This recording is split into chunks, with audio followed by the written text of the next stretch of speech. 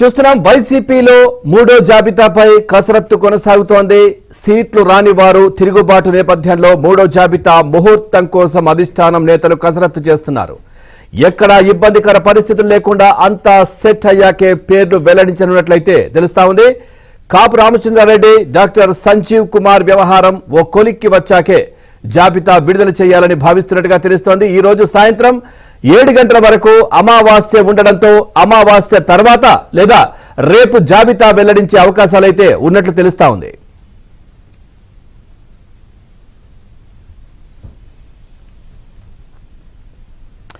ఇదే విషయానికి సంబంధించి మరింత సమాచారం మా ఇన్పుట్ ఇన్ఛార్జ్ శ్రీహరి లైవ్ లో అందిస్తారు. శ్రీహరి, అప్డేట్స్ ఏంటి? మూడవ జాబితా ఇంత ఆలస్యం కావడానికి కారణం ఏంటి?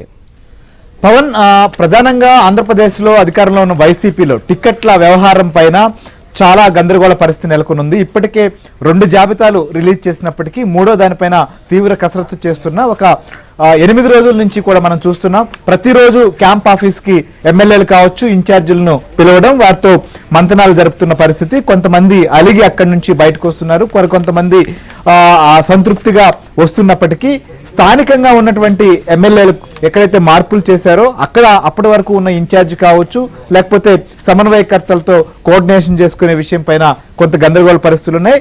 దీనికి తోడు కొత్తగా ముఖ్యమంత్రి సొంత జిల్లా కడపలో కూడా ప్రస్తుతం టిక్కెట్ల వ్యవహారం వివాదాస్పదంగా మారుతోంది. ఎవరైతే ఎంపీలు ఉన్నారో ఎంపీలకు ఆ పరిధిలో పోటీ చేసే శాసనసభ్యులకు మధ్య కూడా కోఆర్డినేషన్ మిస్ అయినటువంటి పరిస్థితి.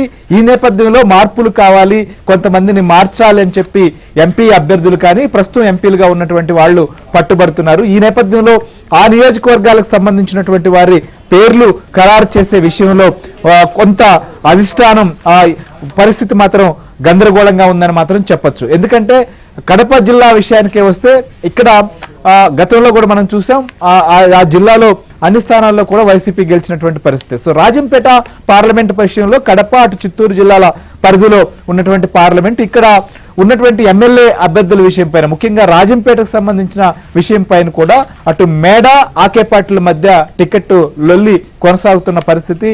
సో ఈ రకంగా ఇటు నెల్లూరులో ఇటు మాగుంట సంబంధించిన కుటుంబం, అలానే ఎంపీగా ఉన్నటువంటి ఆదాల వీరు భేటీకి సంబంధించిన విషయంతో కూడా కొత్త సమస్య తలెత్తినటువంటి పరిస్థితి. ఇక కృష్ణా జిల్లాలో చూస్తున్నాం, కేశినేని నాని జాయిన్ కావడంతో ఆ పార్లమెంట్ పరిధిలో ఉన్నటువంటి ఎమ్మెల్యే అభ్యర్థుల ఖరారు విషయం పైన కూడా ప్రస్తుతం కొంత సందిగ్ధం నెలకొంది. ఓవరాల్ గా ఇటు మూడో జాబితా పైన ప్రస్తుతం అనేక కసరత్తులు చేస్తున్నా, సో సంక్రాంతి లోపల దీనిపైన ఒక క్లారిటీ ఇస్తామని చెప్పి గతంలో చెప్పున్నప్పటికీ ప్రస్తుతం అయితే మాత్రం ప్రతిబంధకంగా మారుతోంది. ఎక్కడ ఎలాంటి సమస్య ఉంది, ఎందుకు అధిష్టానం ఇక్కడికి వచ్చే తలకే ఈ రకమైన పరిస్థితిని ఎదుర్కొంటోంది, ప్రస్తుతం మార్పులు జరిగిన చోటంతా కూడా అటు బీసీ కావచ్చు లేదా రిజర్వ్ కాన్స్టిట్యున్సీలోనే ఎక్కువ మార్పులు జరగడం పైన కూడా గందరగోళంతో పాటుగా కొంత తిరుగుబాటు, వారిలో అసంతృప్తి కూడా పెరుగుతోంది. సో రాష్ట్రంలో ఉన్నటువంటి పరిణామాలపైన మనం